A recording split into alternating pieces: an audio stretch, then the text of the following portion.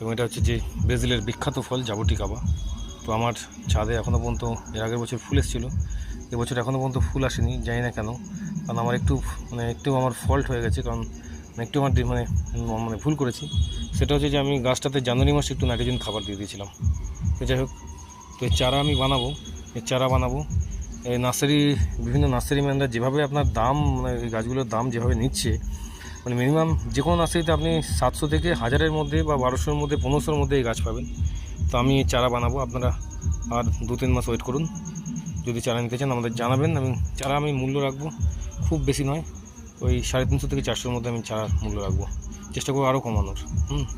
তো যাই হোক, যদি চারা লাগে বা জানাবেন। আর ভিডিওটা ভালো লাগলে অবশ্যই লাইক করবেন এবং চ্যানেলের পাশে থাকবেন, সাবস্ক্রাইব করবেন চ্যানেলটা। ভালো থাকবেন।